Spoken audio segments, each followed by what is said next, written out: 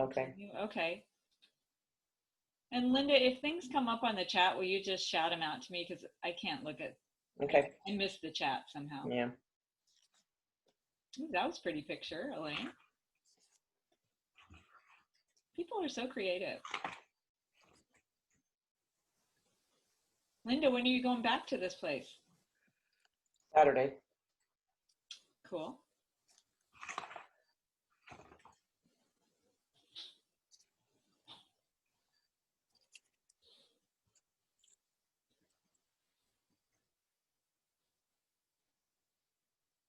Am I waiting for you to give me the go ahead? No, go ahead. You're ready. Okay. Hello, everybody. Hope everyone's doing very well. Happy to see you all. See those who I can see, or just your names. I'm glad that you're here. I've been sitting in on some meetings or Zoom meetings with Linda and the other kind of providers who are leading the programs, and a couple things have come up I've noticed in these discussions that are common topics. And so I thought I'd just pick up on a couple of those this month. So today my talk is going to be on mindful eating and kind of the difference between mindful eating and mindless eating, something some of us might be doing during just this time, or it might be something we do a lot. And then in a couple weeks, I'm going to do a little bit more on the brain health, like eating for a healthy brain, which I really love that little TED talk that Dr. Lopez. Lopez, thank you. It just told, see, it's already happening. Dr. Lopez's brain just went out my brain, but I love that TED talk he did. And so, of course, I've been looking a lot at the brain health and some of the diets that they're really recommending. Of course, I think whole food plant-based is the best, but there haven't been a lot of studies on it. So Ornish is doing a study right now, and it'll be a while before we get those results, but I'll talk about that in a few weeks. So mindfulness versus mindlessness. So and Linda, I should ask you to do like a little poll on this before. I set it up as a poll, but it's just set up as a little quiz right now. How much more soup did people eat when their soup bowl kept filling without their knowledge? 13%, 53%, 73%. And in this study, they actually had a table with bowls of soup filled on it, and they were rigged from the bottom so that it just kept filling, and they didn't know it. So people ate 73% more just because they were not paying attention, because we were not listening to our hunger and fullness cues. So it's just like when we eat things out of a bag or a box, or the big Costco jars of nuts, or cereal, chips. So they ate 73% more. That's pretty substantial. Question 2. When 2 glasses had the same capacity, into which glass did people pour the most liquid? The short, wide glass or the tall, narrow glass? It's just our perception. So the answer was A. I would actually guess B. So in the short, wide tumblers, people poured 25 to 30% more, because in the tall, skinny glass, it already looked like more. So it was just their perception. Now, how did the size of a plate or bowl influence people's perception of the amount of what they were offered in the same portion size? So you have a 9-inch plate or bowl and versus a 12-inch. So if you put the same amount of food on, who thought they were getting more or less food? Did it not make a difference? Did they think they were eating more on the larger plate, or did they think they were served less on the small plate? So the answer is C. The large dish, and that's not a surprise, the large dish made portions look smaller. So that's why if we're really trying to watch our portions, we should go to a smaller plate. And that would depend on what we eat. Like, I think our vegetables and our salad and our greens should be on a big plate. But our more calorie dense things, if they're on a smaller plate, then those portions are going to appear to be bigger. So here's another study they did where they took a candy dish, and they set it in different places and used different colors. My next one's the places. So how did the number of chocolates people ate from covered desktop candy dishes compare when the dishes were clear versus when they were white? No surprise here.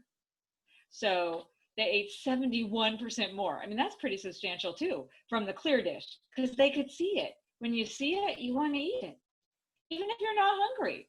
That's mindless eating. And the fifth one, now here, this was the one where they moved the candy dish around. So where did they eat the most from? When it was on the corner of the desk, when it was in the top left-hand desk drawer, when it was on a file cabinet 6 feet away, so they had to get up and get it, or they ate the same amount. They didn't do that. So the answer is A. They ate 9 more candies versus 6 in the drawer, which is still quite a bit, versus 4 across the room when they had to get up and walk across the room. So the closer it is, the easier it is to get to, the more visible it is, the more we eat without thinking about it. And who hasn't done that? Who hasn't walked by a desk, or you walk to the bank and they have little candies out there by the person at the bank, and you just grab one without even thinking about it. So that's mindless eating. So that's what we want to talk about today. So we eat for a lot of reasons. I mean, these people are just, really enjoying their food. So we eat because it's fun, because we enjoy it. We eat because we're stressed. We eat because it's maybe what we're supposed to do at certain times, like there's Thanksgiving. We eat at Thanksgiving. We eat for comfort, to soothe us. We eat because we're tired. So instead of just going to bed or taking a nap, we eat sometimes. We eat because we're mad. I'd also go, angry, mad, sad, glad. We eat because we're bored. We eat because it's a social thing to do. Maybe you just ate lunch, but now your friends want to go out to get some ice cream. You're not even hungry, or frozen yogurt or whatever. And so you go because it's kind of the social thing. We eat because we're anxious. We eat just because it's a habit. So there's a lot of different reasons to eat. Whereas the only reason we should be eating is because we're hungry. So all those other ones on the list were external cues, things driving us to eat. We should be listening to our internal cue, which is our hunger. So mindless eating is when we use those external cues to determine our food choices and to determine when we eat. And I'm guilty of this too. You eat because it's noon. It's lunchtime, I better eat. You eat because you see it and it looks really good. And you eat because it smells good. Like when you're going to the mall and you smell the Cinnabon from a mile away, it makes you want to eat. I don't eat meat, haven't eaten meat in 20 some years. But when I walk up to Rayleigh's and they're cooking those tri-tips out front, it smells so good. And it makes me wonder why, all the people aren't flocking towards it. Smell really is a big trigger. You eat because it's there on your plate. That's why the small plate is a nice idea to watch our portions, because we clean our plates. When people were asked once in one survey, what is your signal to stop eating? Almost everybody said, when it's all gone, no matter how big that plate was. We eat because it's free, or to get our money's worth. Think about Costco. Think about going around I guess we're never going to have those tasters again, but going around and having those tasters. Or think about the buffet. We eat because we want to get our money's worth. Or it's because what you always do. We pair certain things with certain foods. Like when we go to the movies, we got to have popcorn. Imagine if going to the movies triggered you to want to have carrot sticks. So we could change that trigger. But these are all pictures of mindless eating, using external cues to tell us what to eat. So it focuses also in mindless eating on the next bite and what's going on around us, rather than the food we're eating right now. So then we're not really aware of how much we're eating. We're not really paying that much attention. And when we're not paying attention, now we can't assess if we get hungry, or if we're hungry, or if we're full. When we're born, and think about your kids when you're raising them. Sorry. Kids know when they're hungry and full, and we should really honor that. But I think as parents or grandparents, sometimes we keep pushing food on them. When you were done with dinner when you were a kid, you would say, Mom, I'm done. And she wouldn't say, are you satisfied? She said, are you full? We learned to get full. And if you didn't clean your plate because there were starving kids somewhere, you weren't going to get your ice cream. So you were already full. But if you didn't eat those green beans on your plate, you weren't going to get the ice cream. So now you've overeaten twice. And that's so we lost that connection. We lost that mind body connection where our brain says, okay, we're full. So the signals that tell us we're full or getting full then aren't sensed when we're eating mindlessly. We don't pay attention. And so it leads to overeating. Now, I feel like in this time where we're, shut in our houses, we're bored, we're stressed, we're angry, or whatever, it can really lead to a lot of mindless eating. And so I think at the end, I'll maybe set up an idea that you might want to set us some goals if you're having some problems in that area. And I'll tell you, one of my problems was pretzels. I love pretzels as little snacks. I mean, there's really nothing great about a pretzel. I mean, it's processed, white flour, it's got salt on it, but they're okay, I guess. But I was really going through way too many pretzels. So I had to get the pretzels out of the house because I was eating them. And then I had to set myself little guidelines that if I want to eat a little snack, it's got to be a fruit or a vegetable, not a pretzel. So that's really changed my way of eating there. So that's mindless eating. Now, mindful eating, on the other hand, is eating with intention while you're paying attention. So you choose your foods you like and that nourish your body, and you tune all your senses into that one food, like we're going to do with the little food that you got there in a minute. When you are eating with intention and paying attention, you get more satisfaction out of your food. You know your level of hunger or full. It says satiety there. Satiety is just how full you feel or how satisfied you are. You get more satisfaction, interestingly, out of less food when you're eating intentionally. And when you're really being intentional, you know why you're eating. Am I eating for comfort? Am I eating for emotions? Am I eating because I'm sad, glad, mad? Those are all emotional eating, and we'll have a slide or two on that too. But that is mindful eating, is being aware of why we're eating. So this is just a little scale using the ever-present emojis that we see these days.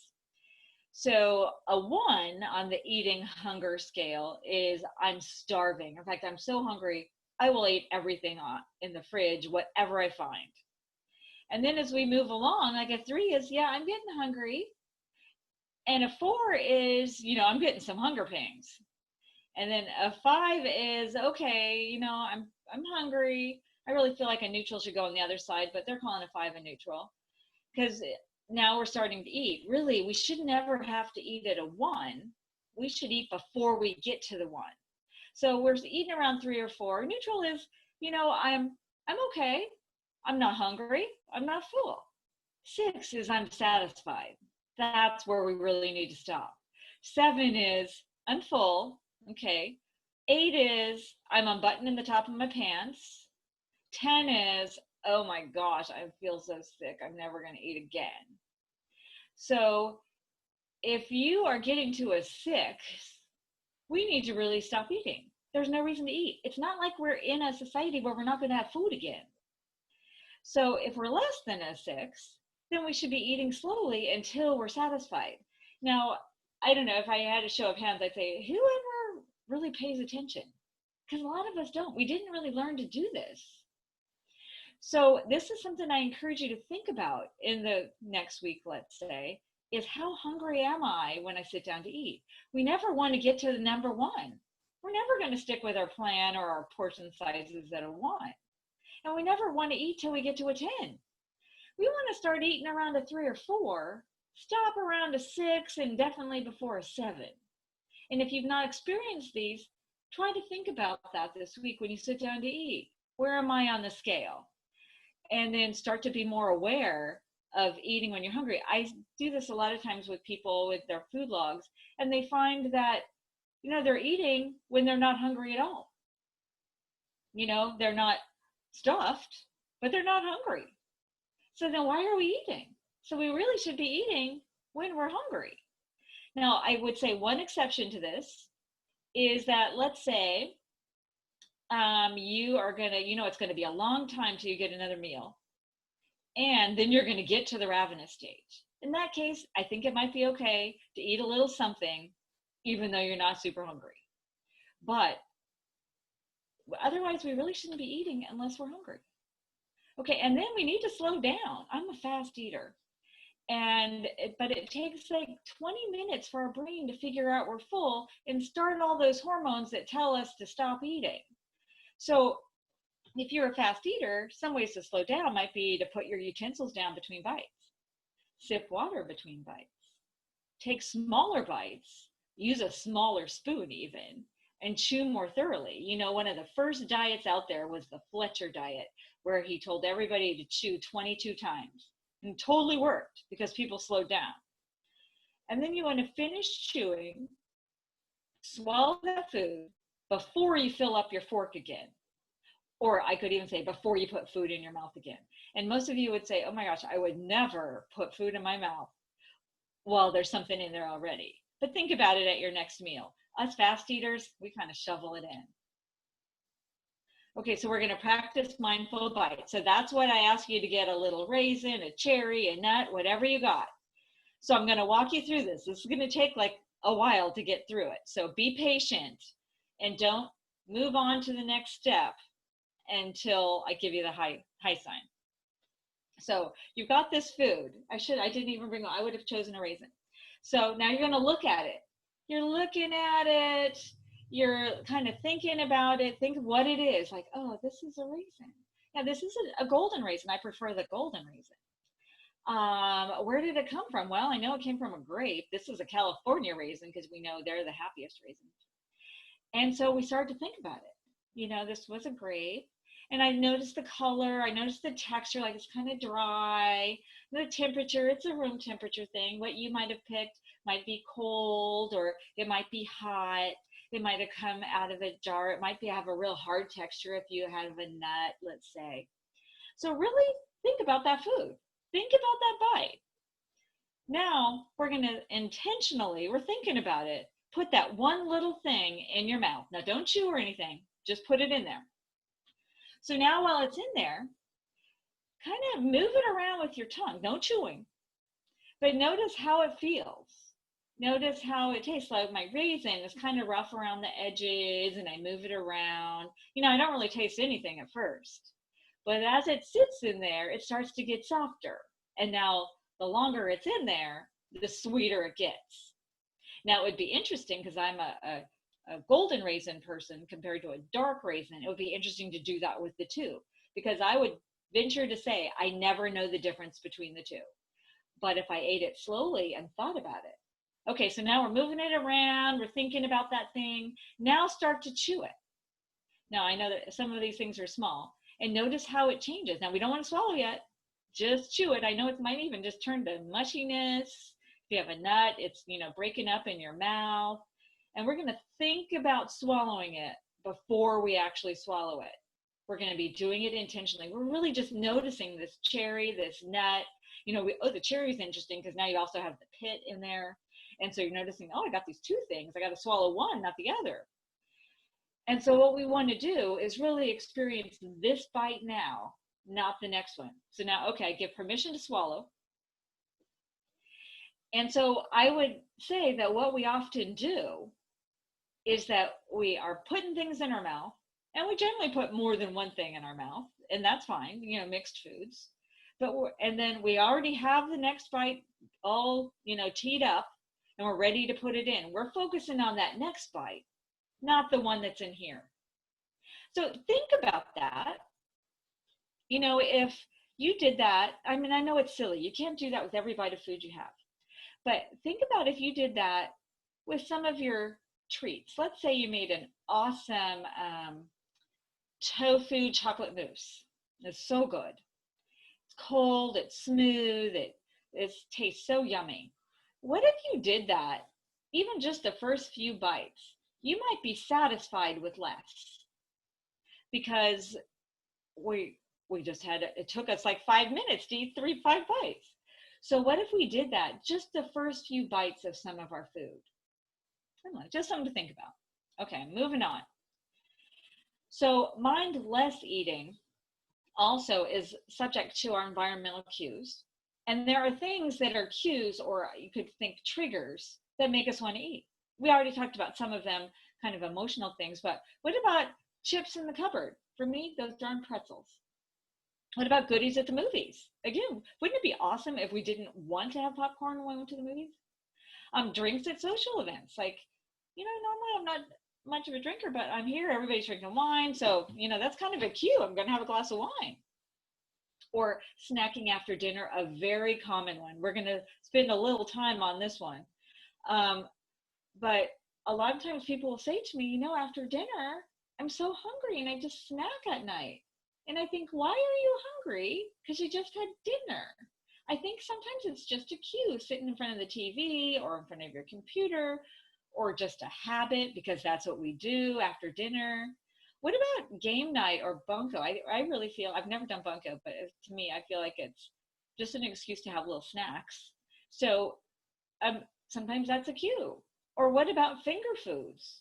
You go to a party or a wedding, they're passing things. Remember when we used to go to parties and weddings? Even our own potlucks can be a trigger, right? Or desserts after dinner. Or boredom. That's a big one. A lot of times people will tell me they just eat because, they're bored. There's nothing else to do. And during this time when we're shut off from everything, that's a common problem. Or TV. Is it because of the commercials? Is it because that's just what we do when we sit in our chair and watch TV? Is it because, I don't know, it seems every TV show now, they have wine and food on it. Buffets, big trigger, I think. So if you start to discover what your cues are, and you might have others, these were just some, what are we going to do? Are we going to stay away from the cue? Are we never going to go to the movie? Are we never going to go to bunko again? I don't know. Are we going to find a replacement? And I think that's a key. If we're finding certain cues, we've got to find a replacement for it. Just giving it up doesn't always work. But we could get rid of the trigger food. Like for me, I quit bringing the pretzels in. Or I don't put the chips in the cupboard. Or if somebody in my house loves the chips, they can hide them somewhere for me. This often is common because I got to have some stuff when the grandkids come over, they don't have to always eat the way I do, but maybe we just have a drawer that is just their drawer or their cupboard that you don't go in. Or we could respond differently. So like I said, what if we went to the movies and we brought carrot sticks? Or what if we went to the movies and we brought our own healthy popcorn? That would be okay too. So think about your cues, think about what you would do about them. And then if you find that you're mindlessly eating like these folks definitely are doing here, they're just glued to that TV, they have no idea what's going in their mouth, set up your world to support your healthy eating behaviors. So keep the high fat, high calorie foods if they are in your house. Hopefully they're not even in your house, but sometimes they are for somebody else. Keep them out of sight because then we don't see it.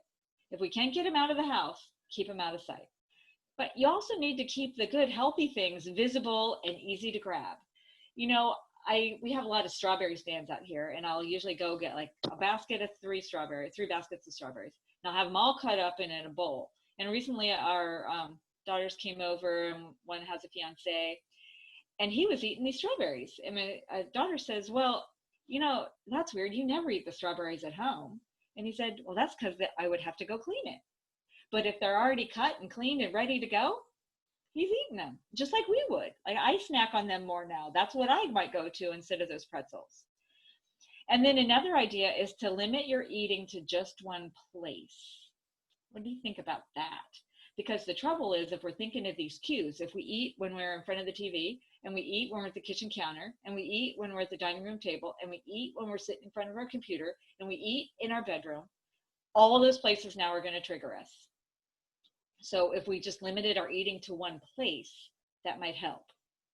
Now, I know that doesn't work for everybody, but I'll tell you, and I might have told you the story before, I used to drive, when I used to work at the med center, I drove from way out here down there every day, and I'd eat my breakfast along the way. I always had oatmeal, and then I did ram into a car in front of me once on the freeway, taking a bite of my oatmeal, so I quit eating in the car, but that's a story for a different day. But anyway, every time I was in the car, no matter what time of day it was, I felt like I should be eating something because now my car was kind of a trigger for me. So think about what your triggers are. And then also limiting your activities when you eat. Like these people are glued to the TV. So they're not going to even know what they eat when they're done. Or what about when you're at the movies? Who hasn't gone to the movies and the popcorn is gone before they even start the movie and you're going, where did that go? So limiting your activities and focusing on the bite you're eating, not the next bite. Okay. And then we got emotional eating. All of us suffer from this in one way or another, but we got to be aware of why we're eating something because there's generally a reason. So HALT is an acronym. It's big in the 12-step world. It stands for hungry, angry, lonely, tired. So HALT, like we got a red stop sign, like stop for a minute. Why am I eating? And the way they stated in the 12-step program is any one of these things could cause you to fall off your plan.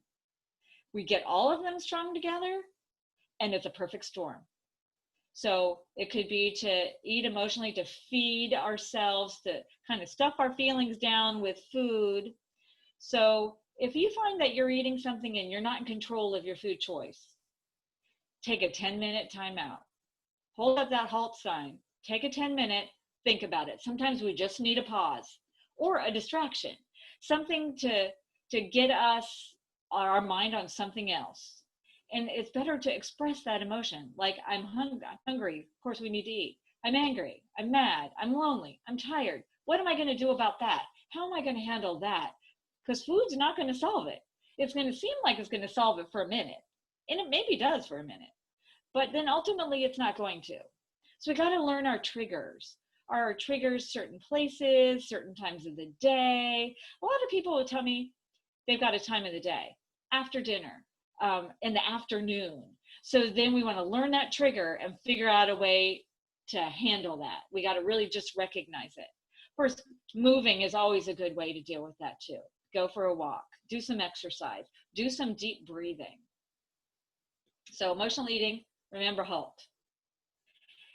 Now also, if we're finding we're eating mindlessly, we can respond in a healthy way and create a new habit. So this is called the implementation intention. So we're really going to intentionally implement something new. So it's good if you have a replacement for that unhealthy habit. So if I want to eat pretzels and I'm not even really hungry, then I'm going to wait for 10 minutes. And if I'm really hungry, then I'm going to have those strawberries. Am I feeling sad? You know, if I'm feeling sad, then what I used to do was eat Ben and Jerry's, the dairy-free one, of course. But now when I'm feeling sad, now what I do is I listen to music because I find that soothes me, or play with the dog, or do different things. Or am I mad at my spouse, my boss, my best friend, whoever? What I used to do was I used to eat cookies. Now what I do is go for a walk. So if I'm mad, then I go for a walk. Burn off that emotion. Think it through. That's a perfect distraction. Now, stress is another thing. That stress is a big reason why we eat sometimes mindlessly, not mindfully. So we got the stress hormone cortisol. We probably all heard about it. It affects your appetite control chemicals. It compromises your immune system. It often causes us to turn to sweet and salty snacks. So we want to fuel our body with foods that help build a strong immune system. We want to do that in this day and age anyway, but reducing the high fat foods, because low fat vegetarian plant-based meals can help lower our cortisol levels. We want to limit caffeine because that does not necessarily help the situation. We want to eat more of those vitamins and mineral rich foods, the vitamins B's and C's, which are in our fruits and vegetables and whole grains and beans. And that helps to build a healthy immune system. And then always choosing whole real foods over processed sugary foods. And exercise, we love that because that helps lower our cortisol levels. And maybe that's why when we go for a walk, we feel a little bit better. Okay, tips to reduce stress. And I know that Dr. Salas is working on stress with you, and I think Linda does some stuff with you too. So this is just a short thing. But one thing when you're feeling kind of stressed, keep things in perspective. Don't sweat the small stuff, and remember that it's all small stuff. And there's a cute little book about that if you don't have that book. Practice the deep breathing, meditation, prayer, move your body, go outside, enjoy nature. And then I think this is a good one too. I mean, those are ones I know you're working with others on, but problem solving can help too. So let's say you are just dying to eat everything in the house and you know you're not hungry. So we want to problem solve. List the chain of events of things that led up to this. What was the stress that caused this problem? Well, maybe it's because I got that bill and I didn't know I was going to get the bill, or my electricity bill was higher than normal. So how can I break that chain? Well, I've got to handle that electricity bill, or I got to figure out what I'm going to do so it doesn't get to me. And I'm not going to necessarily get rid of the electricity bill, but if I go back up, I got the electricity bill, got me upset. So then I went straight into the kitchen where somebody had left out a bag of chips. I'm sure it wasn't me. And so then I ate the chips. Well, if I want to not get to the eating the chip stage, I've got to not have chips visible. So if I go back in my links of my chain, I get rid of the chips. So they're not there. Now we can also get support, call a friend. I think journaling is excellent, although I'm not very good at it. So we want to work on reducing our stress. And I know you're dealing with a lot of that stuff with Dr. Themis. Now, another thing, sometimes people tell me, I'm just always hungry. So we want to think about that. Now that we're kind of slowing down, we're aware of our mindful versus mindless eating. Is it real hunger? Because sometimes the hunger is up here, our above the neck hunger versus our below the neck hunger. Recognize what your hunger feels like. Your stomach growling, maybe even get a little irritable. Now, it could be that we're not eating very balanced meals. Are we getting good source of unprocessed carbohydrates, whole grains, beans?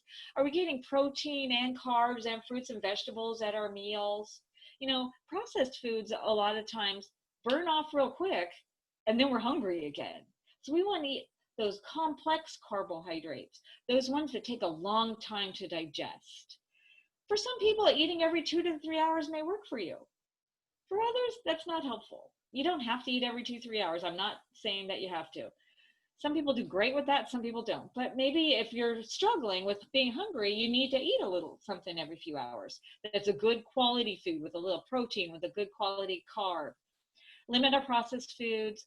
Remember from our previous slide, keep our healthy snacks on hand and visible. Have those cut up veggies. You're not gonna, when you get stressed out or think you're hungry, you're not gonna go take a carrot, peel it, cut it, eat it. You need to have something ready to go. Track your foods and your mood. I think that's an interesting thing. I like my Fitness Pal. There's many of them, but you could write in there, I ate this because I was really stressed out, or I ate this because I was bored, and you start to recognize that. Or even put your on your hunger scale. I wasn't hungry at all, but I ate this. Why am I always eating when I'm at a 4 or a 5? We are supposed to eat a 4, sorry. When I'm at a 7, why am I eating? I think having a signal that your meal is over is really important. I got to say, I'm using that a lot during this shutdown time.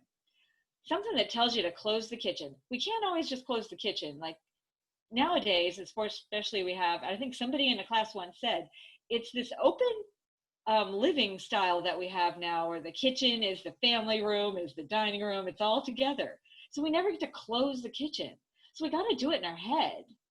So for me, I like to go brush my teeth after a meal. That works for a lot of people. Sometimes taking a swig of mouthwash. Sometimes you have the kitchen all clean, the lights off. You don't want to go in there and mess it up. Whatever is your signal, the meal is over. We might need to utilize that. You want to get moving if you're always hungry. Drink plenty of water, because it could be that we're thirsty. That could be our thing. So really analyze your hunger. Is it really hunger? So the bottom line here is you got to set up your world to reduce your chance of mindless eating. Don't have bunches of finger foods around that are mindless eating type foods. Practice the mindfulness. Eat slowly. Listen to your hunger and satiety. Have mindful bites, focusing on the bite that's up here, not the bite that's coming. Really recognize your emotional eating. Hold up the halt sign. Respond in a more healthy way. And that takes some time to learn. But first thing, we got to recognize that it's emotional eating. Eat more whole real foods. They're going to stick with us longer. And of course, move in more. That would be kind of our bottom line. But if we were going to put all this into practice, it's good to choose 1 or 2 habits that you want to change. Like, can you think right now of a problem food cue that you'd want to get rid of? Or maybe we want to add a positive cue, like cutting up those carrot sticks and having them ready to go in the fridge. So our implementation intention here would be, if I find I'm snacking on a bunch of junk when I'm not really hungry, then I will have some carrot sticks, let's say. That's what I'm going to do. And so when we're really setting this plan, you got to know when you're going to do it, why you're going to do it, how you're going to make it happen, what's going to stand in the way, and how you're going to get around that. So I have a little example of that next. And this would be a SMART goal. We've talked about SMART goals over time. I think the students work with you on SMART goals. A SMART goal is specific, measurable, achievable, realistic, and time bound. So you're going to do it in a certain period of time. I will eat mindfully is not a SMART goal. I want to lose 5 pounds is not a SMART goal. We got to set up a little something to get us to that goal. That's your outcome, is eating mindfully. See, here's an example. If I want to snack after dinner, then I will only eat it at the kitchen table. So I can't go sit in front of the TV. When am I going to do this? After dinner. Why? Because I want to reduce my mindless eating in other areas of the house. So every time I eat, I got to sit at the kitchen table. And so how am I going to make this happen? Well, I'm going to let my family know that's what I'm going to do. Like, they're used to sitting in front of the TV with me and snacking. But I'm going to tell them, oh no, I'm going to only eat at the kitchen table. And maybe we've enlisted their help. Maybe they're going to want to do it with us. I don't know. What's going to stand in my way? Well, I just love watching TV and eating. So what am I going to do? Well, to get around that, I'm going to close the kitchen. After my dinner, or if I have a planned snack, whatever my last thing is, I'm going to be brushing my teeth and flossing. So that's going to keep me from going back, because I don't want to have to brush and floss again. And some people say, oh yeah, that sounds so good. And others say, oh, I would happily brush my teeth again. So you got to pick the thing that works for you. But maybe pick one thing. It could be, I know we're not going to movies these days, but it could be eating popcorn while you're watching a movie at home. It could be going to a buffet. Pick your cue that you find, and I'm talking about often overeating, but it could also be things that cause us to fall off our plan. It could be when I have that second glass of wine, I'm not so worried about my plan. So what am I going to do to only have, 1 glass of wine or no wine? So we got to dig deep a little and figure out what our cues are. And that's all I got, except I'm hoping we're all enjoying this summer. So I don't know if anybody has any comments, things to share. I have 3 minutes. 3 minutes? 3 minutes. Hey, Jim. Okay. Yeah, you made me laugh about the clean the plate, because I heard that when I was a kid. The peas Of course. be on my plate, and then they tell me the starving children were in China. Uh-huh. I do want to, you have influenced me positively more than you will ever know. Right now, I have only fruit and walnuts for snack foods. That's it. Be still my heart. And I am losing weight. And everybody else that I know is gaining weight because Right. they're caged up in the house, or activities are limited, and they're eating. But I have gone the other way. And, I kid you sometimes, but honest to God, I do take a lot of the stuff you say seriously. And I want you to know that, okay? So thank you. Well, you're welcome. I'm very proud of you.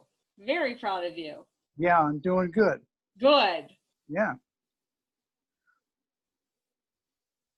So Debbie, I want to share that I know Carrie does bunko, and it's not about the snacks. It's about drinking wine. Oh, it's got to be about something. My mom was like a sub for bunko. And so one time they asked her to host, and she got all these snacks. But then I don't know what happened. She forgot to get the snacks out.